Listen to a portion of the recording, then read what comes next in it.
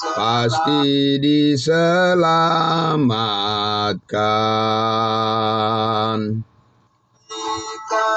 Beritakan keselamatan bagi jiwa terbelenggu yang percaya kepadanya, pasti diselamatkan. Pasti diselamatkan.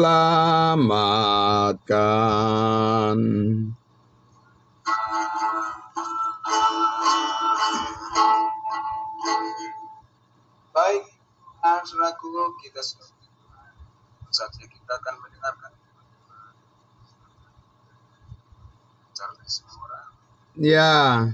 Terima kasih Pak Pendeta Pardosi, terima kasih puji-pujiannya, bagus sekali pujiannya. Pasti diselamatkan, bukan mudah-mudahan ya. Luar biasa. Ya. Selamat pagi Bapak Ibu Saudaraku yang dikasihi Tuhan Yesus semuanya. Sangat bersyukur pada pagi hari ini kita jumpa kembali dalam ibadah saat teduh kita. Terima kasih. Mari kita berdoa untuk menyambut firman Tuhan. Bapa di dalam surga, Tuhan kami Yesus Kristus yang begitu agung, begitu mulia, daripadamu kami menerima segala terang untuk memberikan pencerahan atas kehidupan kami ya Tuhan. Dan bagaimana kami menjalani segala rencanamu ya Tuhan. Kami terpanggil terus ya Bapa untuk memahami kehendak-Mu. Terima kasih, diberkatilah semuanya. Saudara-saudara kami yang sudah berkenan berkumpul pada pagi hari ini dalam ibadah online kami ini Tuhan, kami sangat bersyukur. Ini adalah bagian dari komitmen kami atas iman dan kebenaran yang sudah kami terima dan yang sudah kami miliki di dalam Kristus Yesus. Dan biarlah kerinduan kami untuk terus memuliakan Engkau topang ya Tuhan, dan hati kami dipenuhi dengan sukacita dan damai sejahtera-Mu, terlebih menyambut kebenaran firman-Mu. Di dalam nama Tuhan Yesus kami bersyukur dan berdoa. Haleluya. Amin. Amin. Terima kasih. Puji Tuhan. Ya, saudara-saudaraku yang dikasihi Tuhan Yesus, sekali lagi ya, selamat pagi buat kita semuanya. Shalom. Mari ya, saudara-saudaraku, kita kembali akan membuka Alkitab kita dari kitab Galatia pasal 1. Ya, jika Bapak Ibu Saudara terus mengikuti pembelajaran kita, firman Tuhan yang sangat luar biasa, maka saya percaya hidup kita tidak akan sama lagi dan kita akan dipenuhi dengan keyakinan yang semakin kuat tentang panggilan, memenuhi panggilan Allah untuk kita senantiasa hidup, bertumbuh dan kuat di dalam anugerah-Nya. Ya, puji Tuhan. Mari Bapak Ibu Saudara, ini adalah episode yang keempat kita membuka Alkitab kita dari kitab Galatia pasal 1. Ya, kita masih akan berada di posisi awal di Galatia pasal 1 ayat 1 sampai ayatnya yang kelima, karena begitu banyak hal yang harus disampaikan di sini Bapak Ibu Saudara di awal ini, supaya nanti ketika kita sudah maju bergerak di pasal-pasal selanjutnya, maka gambaran dari awal ini sangat menentukan bagaimana pemahaman saudara dan saya nantinya melihat secara lengkap ya maksud dan tujuan daripada firman Allah di dalam kitab Galatia ini ditulis dan disampaikan kepada kita semuanya. Ya, puji Tuhan. Saya akan membaca kembali dari Galatia pasal 1 ayat 1 sampai ayatnya yang kelima. Dari Paulus, seorang rasul bukan karena manusia, juga bukan oleh seorang manusia, melainkan oleh Yesus Kristus dan Allah Bapa yang telah membangkitkan Dia dari antara orang mati, dan dari semua saudara yang ada bersama-sama dengan aku kepada jemaat-jemaat di Galatia.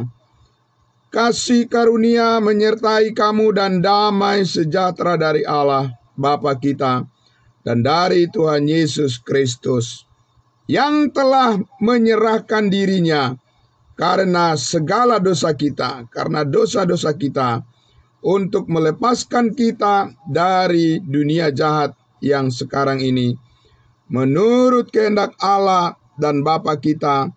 Baginya lah kemuliaan selama-lamanya. Amin. Bapak Ibu Saudara,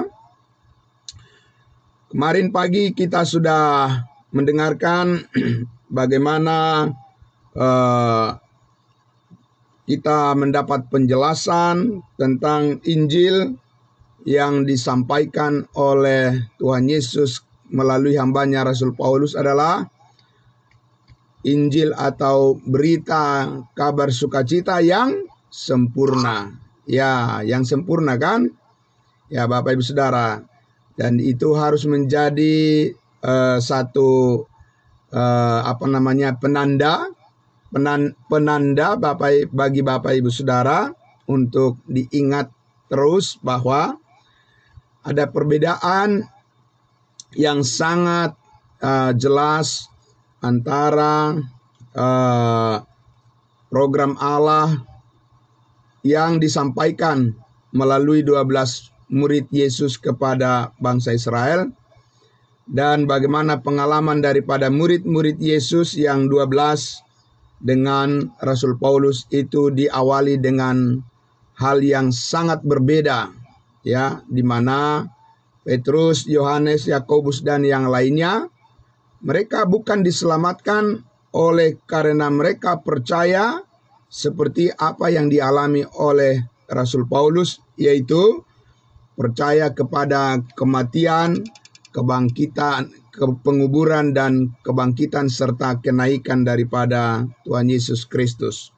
Meskipun di kemudian hari mereka para 12 murid itu akhirnya percaya kepada kematian dan kebangkitan Yesus Kristus, tapi keselamatan mereka bukan diawali karena iman kepada kematian dan kebangkitan Yesus Kristus yang sudah menebus dan mengampuni segala dosa mereka.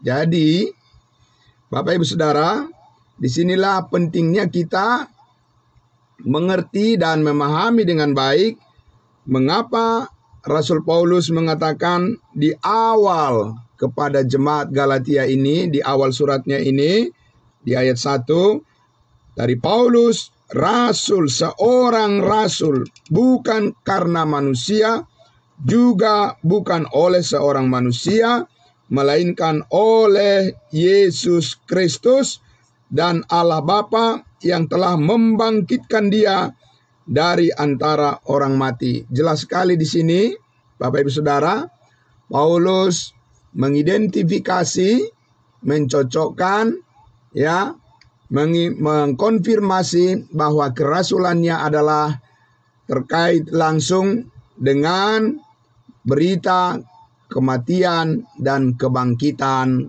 Yesus Kristus yang merupakan, ya, peristiwa yang terbesar dan yang sempurna, ya, yaitu di mana oleh darah Kristus segala dosa kita ditebus dan diampuni sekali untuk selama-lamanya.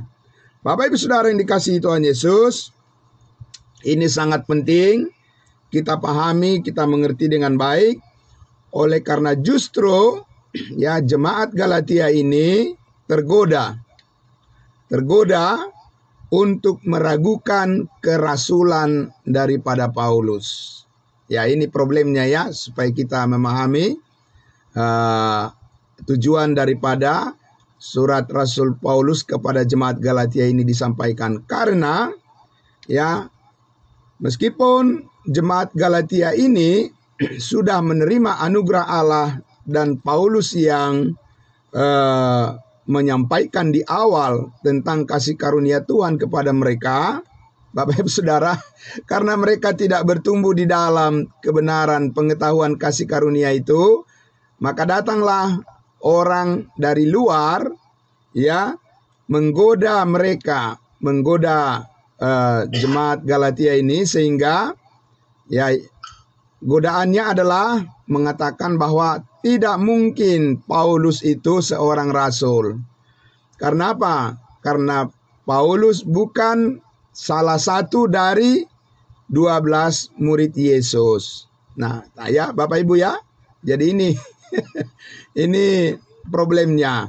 Jadi ada orang yang datang ke jemaat Galatia itu mengajar, ya, sudah pasti adalah pengajar yang sesat, menyampaikan bahwa dipertanyakan kerasulan daripada Paulus, oleh karena Paulus bukanlah salah satu dari murid Yesus, 12 murid Yesus. Lagi pula dia tidak ada rekomendasi dari rasul-rasul di Yerusalem.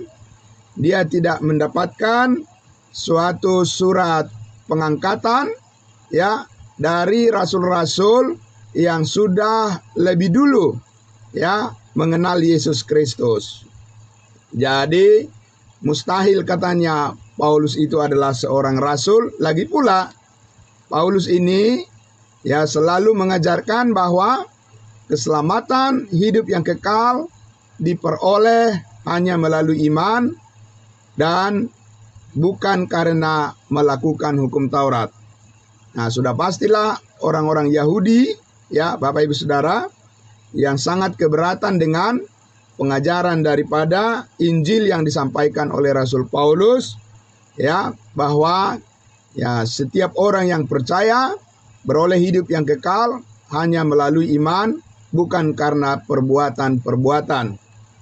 Nah, Bapak Ibu Saudara, karena itulah ya Bapak Ibu Saudara, bukan hanya pada zaman Paulus terjadi keraguan-keraguan seperti itu terhadap kerasulan Paulus, di zaman sekarang ini juga banyak sekali ya orang yang tidak mengenal keunikan daripada panggilan Paulus sebagai utusan Kristus yang khusus bagi kita bangsa-bangsa lain, membawa berita kabar sukacita yang sempurna, ya. Itulah sebabnya Bapak Ibu Saudara, tidak heran di kalangan kekristenan sendiri juga begitu banyak kekeliruan, bahkan kesesatan, karena mereka tidak mengenal keunikan panggilan Rasul Paulus sebagai rasul khusus bagi kita bangsa-bangsa lain. Dan saudaraku yang dikasihi Tuhan Yesus, karena itulah kita lihat bahwa pertama-tama ya Paulus di sini menjelaskan bahwa dia menjadi rasul Kristus bukan karena rekomendasi seorang manusia, bukan menurut standar manusia, ya, dan bukan manusia yang mengajar dia untuk mengetahui kebenaran, dan juga dia tidak meminta kepada manusia atau siapapun ya untuk menyetujui ya dan untuk mensahkan dia menjadi seorang rasul. Tidak, Bapak Ibu Saudara. Karena itulah dia katakan melainkan ya oleh Yesus Kristus Allah Bapa yang telah membangkitkan Yesus dari antara orang mati. Jadi di sini Bapak Ibu Saudara, ya kita sudah membahas sebelumnya bahwa salah satu syarat untuk bisa memenuhi kriteria sebagai rasul adalah harus pernah berjumpa dengan Yesus. Amin. Dan Paulus semasa hidup Yesus di bumi, dia tidak pernah bertemu dengan Tuhan Yesus.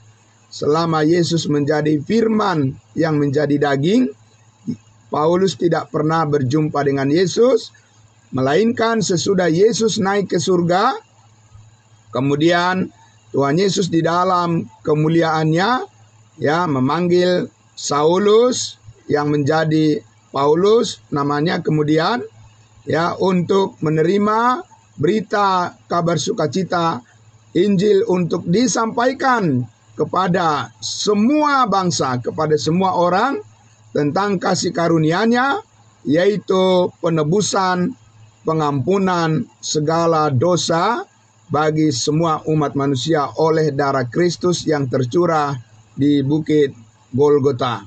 Nah, Bapak Ibu Saudaraku yang dikasihi Tuhan Yesus, ya.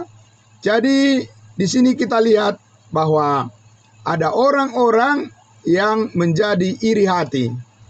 Ya. Menjadi iri hati dan orang-orang yang cemburu ya merasa bahwa berita yang dibawa oleh Rasul Paulus ini mempunyai suatu nilai yang melampaui daripada semua berita yang mereka punya. Ya. Karena Paulus memberitakan tentang apa? Tentang kesempurnaan kita di dalam Kristus Yesus, bahwa Yesus telah menebus kita dari segala dosa satu kali untuk selama-lamanya. Nah, Bapak Ibu Saudara, jadi sebetulnya harusnya kita harus bersyukur, berterima kasih kepada Tuhan ya kalau kita mendengar berita sukacita yang disampaikan oleh Tuhan Yesus dari kemuliaannya, ya bahwa berita kabar sukacita ini adalah kabar yang sempurna melampaui daripada semua pemberitaan yang ada di dunia ini. Siapapun, dari manapun yang menyampaikan berita di dunia ini tidak ada yang sempurna kecuali berita tentang kematian, penguburan, dan kebangkitan Yesus Kristus. Amin. Jadi Bapak Ibu Saudara, banyak yang menjadi iri hati, ya, banyak yang menjadi cemburu, ya. Dari mana Paulus memperoleh itu? Ya, begitu ya. Dari mana ini?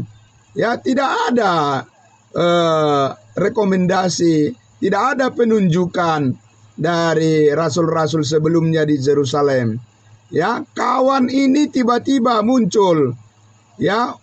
Kemudian dia memberitakan bahwa kamu tidak perlu ya lagi menuruti hukum Taurat Yahudi karena kamu sudah sempurna di dalam Kristus.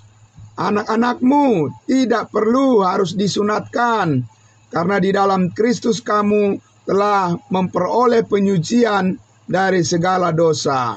Begitu berita Rasul Paulus disampaikan, dan orang-orang yang hidup di bawah hukum Taurat, orang-orang yang masih setia memelihara adat istiadatnya, mereka menjadi sangat cemburu dan bahkan mereka ingin membunuh Rasul Paulus supaya berita yang sempurna itu tidak disampaikan kepada semua orang. Bapak Ibu Saudara yang dikasihi Tuhan Yesus, tentunya kehendak Allah ini tidak mungkin dihentikan. Amin.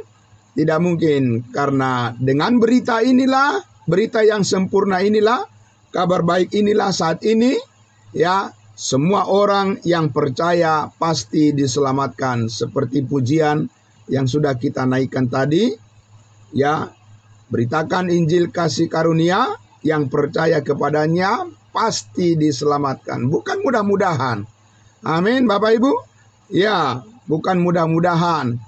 Kalau kita benar-benar percaya kepada berita keselamatan, berita pengorbanan, berita karya salib Kristus, darahnya yang tercurah di bukit Kalvari, menebus kita sekali untuk selama-lamanya, maka kita juga dikaruniakan oleh Tuhan satu keyakinan, satu pengetahuan, satu pengertian yang benar bahwa kita sudah pasti diselamatkan. Amin.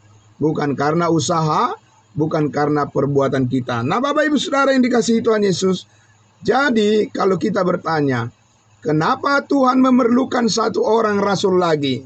Ya, padahal dia sudah mempunyai 12 murid. Ya, selama di bumi, Yesus sudah mempunyai 12 murid. Meskipun satu orang yang bernama Yudas Iskariot itu akhirnya menjadi pengkhianat, ya berkhianat, tetapi kita lihat di Kisah Para Rasul 1, dia sudah digantikan oleh Matias, ya, sudah digantikan oleh Matias dan Roh Kudus yang menyertai, di mana ya murid-murid itu meminta untuk digenapkan jumlah mereka menjadi 12. Sesudah Yudas Iskariot mati, maka dia digantikan oleh Matias. Bukan digantikan oleh Paulus, Bapak Ibu Saudara, sebagaimana diajarkan oleh ya bahkan sarjana-sarjana Alkitab, pengkhotbah-pengkhotbah, ya pengajar-pengajar ya Alkitab mengatakan bahwa Paulus menggantikan Yudas Iskariot. Dan itu adalah merupakan gagal paham, ya. Itu adalah merupakan suatu kekeliruan yang besar, dan bahkan itu adalah suatu kesesatan dan penyesatan yang besar. Paulus bukanlah bagian dari 12 murid Yesus.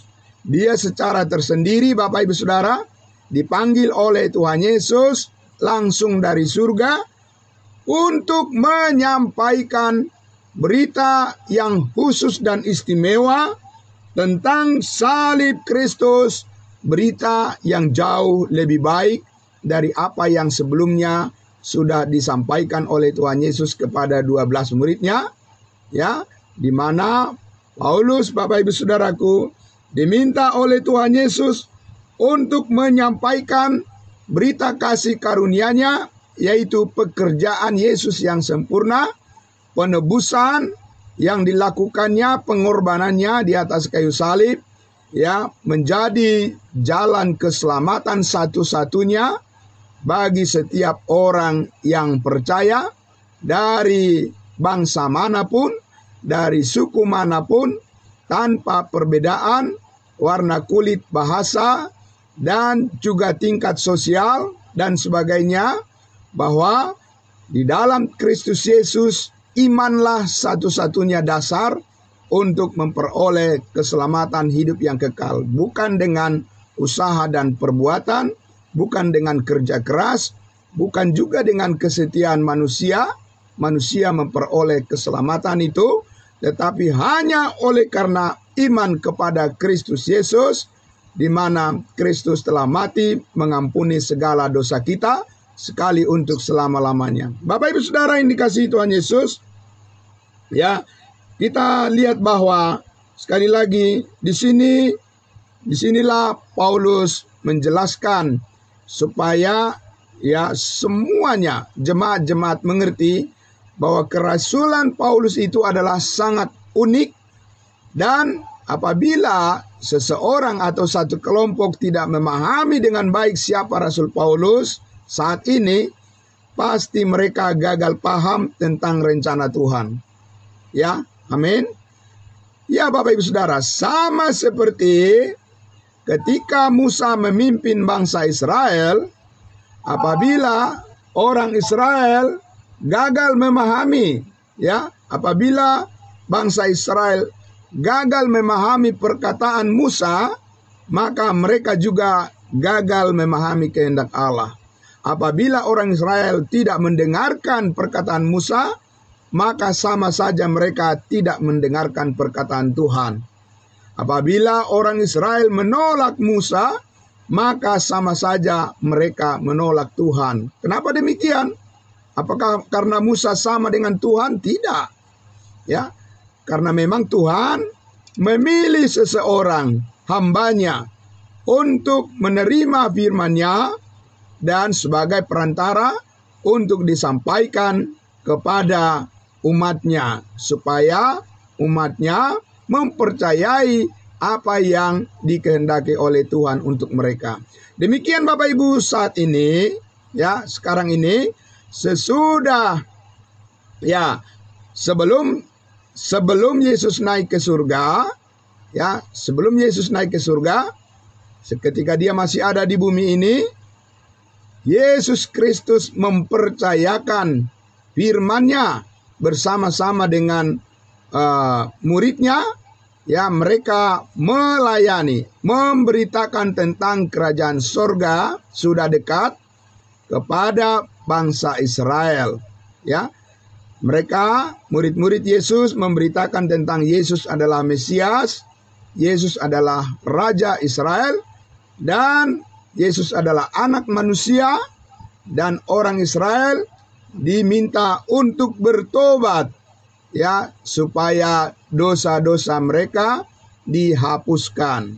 Nah, Bapak Ibu Saudara yang dikasihi Tuhan Yesus, siapa yang tidak mendengarkan pemberitaan daripada Yesus Kristus ketika di bumi ini, beserta dengan berita yang disampaikan oleh murid-muridnya, 12 muridnya, mereka pasti mengalami kebinasaan.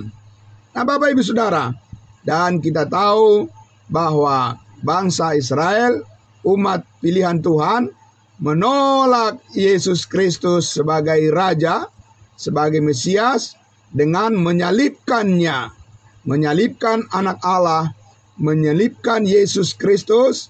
Dan Bapak Ibu Saudara, itu adalah kegagalan yang besar dari umat pilihan bangsa Israel menolak rencana Tuhan untuk mereka.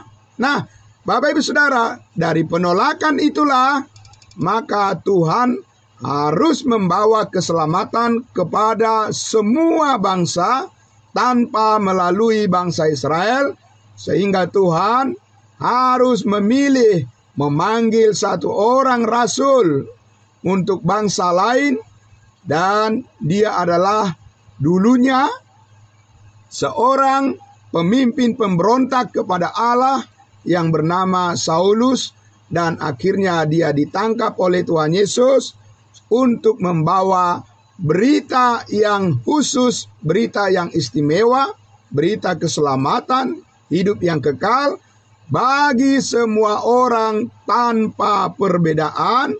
Dan berita yang disampaikan oleh Paulus ini adalah berita kasih karunia Allah namanya. Bahwa setiap orang yang percaya pasti diselamatkan. Amin. Bukan karena usaha, bukan karena ketaatan, bukan karena kesungguhan manusia, karena manusia tidak mungkin mempunyai kesungguhan dan ketaatan yang sempurna. Hanya Yesus Kristus yang mempunyai, hanya Yesus Kristus yang mengalami, hanya Yesus Kristus yang dapat berkorban sempurna memuaskan hati Tuhan. Tidak ada satu orang pun manusia yang dapat memuaskan hati Bapa di surga. Hanya anaknya yang tunggal, Yesus Kristus, yang memuaskan hati Allah Bapa di surga. Tidak ada satu orang pun manusia yang memuaskan, ya, yang mencukupi untuk tuntutan kesempurnaan, ya, karena semua orang telah berdosa dan telah kehilangan kemuliaan Allah, maka hanya pengorbanan Kristus Yesus, hanya perbuatan baik yang dilakukan oleh Kristus Yesuslah perbuatan yang memuaskan hati Allah. Manusia jangan mencoba merasa yakin bahwa dia bisa memuaskan hati Bapa di surga. Tidak bisa, Bapak Ibu Saudara, ya. Hanya apa yang dilakukan oleh anaknya yang tunggal di atas kayu salib yang berkenan kepada Allah sepenuhnya. Amin. Itulah sebabnya ketika Yesus di Sungai Yordan dikatakan, turunlah suara dari surga mengatakan apa? Inilah anak yang kukasihi, kepadanya lah aku berkenan. Amin. Ya, bukan kepada manusia yang lain Allah Bapa di surga berkenan, bukan kepada Bapak Ibu Saudara dan saya Allah Bapa berkenan sepenuhnya, tapi kepada Yesus Kristus anaknya yang tunggal. Itulah sebabnya Karena kita percaya kepada pengorbanan Yesus Kristus Tuhan kita, maka kita menjadi berkenan di hadapan Allah. Amin. Kita diperkenankan, dibenarkan, dikuduskan. Amin.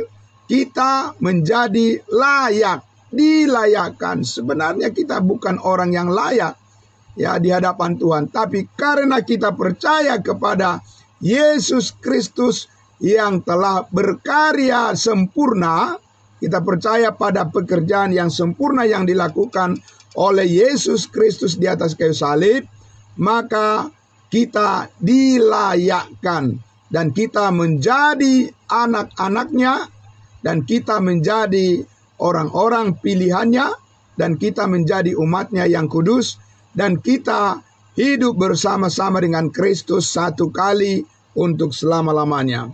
Nah, Bapak Ibu Saudara yang dikasihi Tuhan Yesus, karena itulah saudara-saudara yang dikasihi Tuhan Yesus, kita penting memahami dengan baik, mengerti dengan baik siapa Rasul Paulus, sehingga kita terhindar dari pengajaran yang sesat seperti yang dialami oleh jemaat Galatia ini. Mari Bapak Ibu Saudara, saya ajak kita untuk melihat di dalam 2 Korintus pasal 11. Ya, 2 Korintus pasal 11. Ya, kita akan baca ini. 2 Korintus pasal 11. Kita lihat Bapak Ibu Saudara, bagaimana Rasul Paulus meminta kepada kita supaya kita mengenali, ya, mengenali kebenaran Tuhan dengan apa yang disampaikan oleh Rasul Paulus, agar kita terhindar dari ya pengajar-pengajar yang palsu. Karena itu tetap ada mulai dari ribuan tahun yang lalu sampai zaman sekarang ini, ya. Kita lihat di dalam 2 Korintus pasal 11 ayatnya yang ke-12. 2 Korintus 11 ayatnya yang ke-12. Saya akan membacakan untuk kita Bapak Ibu Saudara. Dikatakan di sini, tetapi apa yang kulakukan, ini Paulus berkata kepada jemaat kudus di Korintus, tetapi apa yang kulakukan akan tetap kulakukan untuk mencegah mereka yang mencari kesempatan guna menyatakan bahwa mereka sama dengan kami dalam hal yang dapat dimegahkan. Jadi Bapak Ibu Saudara, tadi sudah saya sampaikan, pada zaman Rasul Paulus, ya, ketika dia melayani jemaat-jemaat, ada juga orang lain yang mengatakan, sama, ya, kami juga rasul-rasul Tuhan, ya, kami juga membawa kabar baik untuk kamu, ya, pada jemaat-jemaat, sama kok, katanya, ya, tetap juga yang dibawa adalah Alkitab, kan begitu ya? Nah, itu Bapak Ibu Saudara, sama kok, ya kan? Yang dibawa, yang dibaca dari firman Tuhan kok sama kok, itu semuanya sama saja. Ya, bagi orang yang masih dalam kegelapan, yang masih tinggal di dalam kegelapan, dia tidak akan bisa melihat terang dan membedakan antara satu dengan yang lain, yang salah dan yang benar tidak bisa dibedakan. Tapi lihat Bapak Ibu Saudara, ya, Paulus mengatakan di ayatnya yang ke-13, sebab orang-orang itu adalah rasul-rasul palsu, ya, pekerja-pekerja curang yang menyamar sebagai rasul-rasul Kristus. Ya Bapak Ibu Saudara, jadi Paulus tahu menyebutkan, ya, harus dikatakan apa mereka, ya. Dikatakan Paulus mereka adalah rasul-rasul palsu, pekerja-pekerja curang, ya. Ayat 14, hal itu tidak usah mengherankan, sebab iblis pun menyamar sebagai malaikat terang. Nah, itu Bapak Ibu Saudara, iblis pun menyamar seperti malaikat terang. Jadi kalau orang tidak mengerti kebenaran yang diajarkan oleh Rasul Paulus, pasti orang itu dengan mudah disesatkan oleh orang yang pura-pura menjadi hamba Tuhan, katanya, ya. Nah, ayatnya yang ke-15. Jadi bukanlah suatu hal yang ganjil jika pelayan-pelayannya menyamar, ya, sebagai pelayan-pelayan kebenaran, kesudahan mereka akan setimpal dengan perbuatan mereka. Hukuman akan menimpa mereka. Itu sudah pasti. Ya, dari mana kita tahu Bapak Ibu Saudara? Kita lihat kembali sebagai penutup kita di Galatia pasal 1. Dan inilah yang diperingatkan dengan keras, dengan tegas oleh Rasul Paulus, supaya kita mengerti dengan baik ya bagaimana keunikan pemberitaan daripada Rasul Paulus saat ini. Tidak boleh kita sama-samakan dengan yang lain. Kita lihat di ayatnya yang ke-6 sampai ayatnya yang ke-9 Galatia pasal 1. Aku heran bahwa kamu begitu lekas berbalik daripada Dia, Yesus yang oleh kasih karunia Kristus telah memanggil kamu dan mengikuti suatu Injil yang lain. Nah, itu tadi Paulus mengatakan, jangan polos-polos begitu saja. Sebagai orang percaya yang ingin bertumbuh di dalam kebenaran dan ingin melayani Tuhan Yesus dengan benar, ya, dikatakan jangan berpikir bahwa semua sama saja. Ya, tidak. Ada suatu Injil lain, dikatakan di ayatnya yang ke-7, yang sebenarnya bukan Injil, hanya ada orang yang mengecaukan kamu dan yang bermaksud untuk memutarbalikkan Injil Kristus. Ya, jadi Bapak Ibu Saudara, ya, ada kemirip-miripan, tetapi itu sesungguhnya adalah Injil yang lain. Dan ayatnya yang ke-8 dikatakan, sekarang Paulus memperingatkan, dikatakan ayat 8, tetapi sekalipun kami atau seorang malaikat dari sorga, yang menyamar tadi, yang menyamar ya, yang memberitakan kepada kamu suatu Injil yang berbeda dengan Injil yang telah kami beritakan kepadamu, terkutuklah dia. Ayat 9, seperti yang telah kami katakan dahulu, sekarang kukatakan sekali lagi, jikalau ada orang yang memberitakan kepadamu suatu Injil yang berbeda dengan apa yang telah kamu terima, terkutuklah dia. Bukan main-main Bapak Ibu Saudara, ya. Ini adalah sesuatu yang sangat serius. Memahami Injil Kristus, Injil keselamatan, Injil kasih karunia Allah saat ini adalah hal yang paling prioritas bagi seorang hamba Tuhan, bagi seorang Kristen, bagi seorang yang mengaku pengikut Yesus. Kalau dia tidak memahami dengan clear, dengan jelas pemberitaan Injil yang disampaikan oleh Rasul Paulus, maka dia akan menjadi bagian dari penyesat dan bagian dari kesesatan. Dan Bapak Ibu Saudara, Paulus katakan terkutuklah dia. Ya, saudaraku yang dikasihi Tuhan Yesus, tidak ada hal yang main-main di dalam mengikut Kristus sebagai orang-orang yang percaya. Ini adalah langkah yang sangat serius. Amin. Ya Bapak Ibu Saudara, ini adalah langkah yang sangat serius. Lebih serius dari persoalan apapun di dunia ini Bapak Ibu Saudara. Banyak pergumulan, banyak perjuangan, banyak hal yang harus kita selesaikan, tanggung jawab kita di dunia ini. Tapi Bapak Ibu Saudara, tidak ada yang melebihi daripada keseriusan dari memahami kebenaran Injil yang sesungguhnya. Karena apa?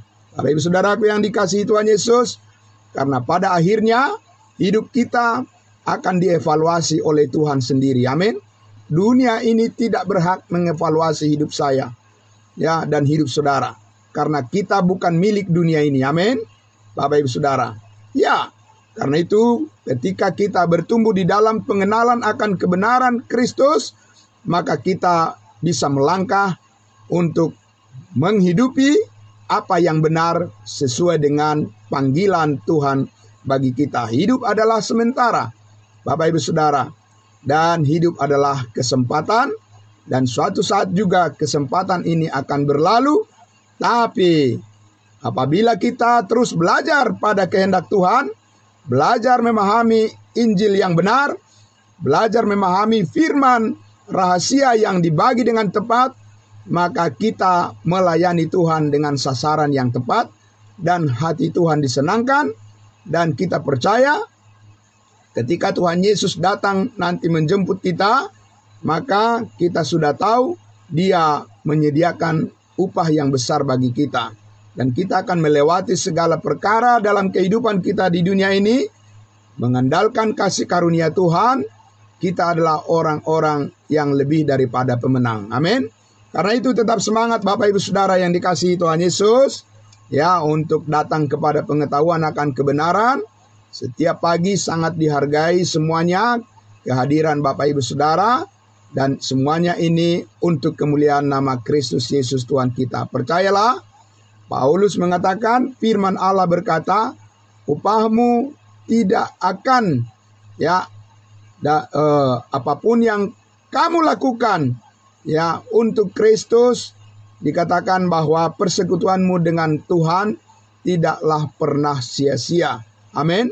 Kita akan terus disertai dengan keberuntungan, keberhasilan di dalam Kristus Yesus Tuhan kita, karena kita tahu Allah kita akan memfungsikan hidup kita sebagaimana yang Ia kehendaki untuk memuliakan Tuhan selama-lamanya. Terpujilah Tuhan kita Yesus Kristus yang sangat luar biasa memberkati kita di pagi hari ini. Bapak Ibu Saudara, bersiaplah untuk melakukan segala tugas dan pekerjaan kita dengan penuh keyakinan bahwa di dalam Kristus Yesus kita telah menerima yang terbaik. Mari kita berdoa. Bapa di dalam surga, terima kasih Tuhan kami. Pagi hari ini kami sangat bersyukur ya Tuhan. Kami kembali lagi diteguhkan, dikuatkan lagi oleh firman Allah yang sangat luar biasa. Memberikan kami Tuhan gambaran yang semakin clear, semakin jelas ya Tuhan, tentang rencanamu dalam kehidupan kami. Sungguh indah dan kami bersyukur atas semuanya itu. Terima kasih Bapa. Berikan kami kesempatan yang lebih luas lagi Tuhan, untuk bersama-sama belajar kebenaran firman-Mu, karena kami tahu di dalam firman-Mu lah hidup kami dikuatkan dan diteguhkan. Terima kasih Bapa di dalam surga, diberkati semua saudara-saudara kami yang mendengarkan kebenaran firman-Mu.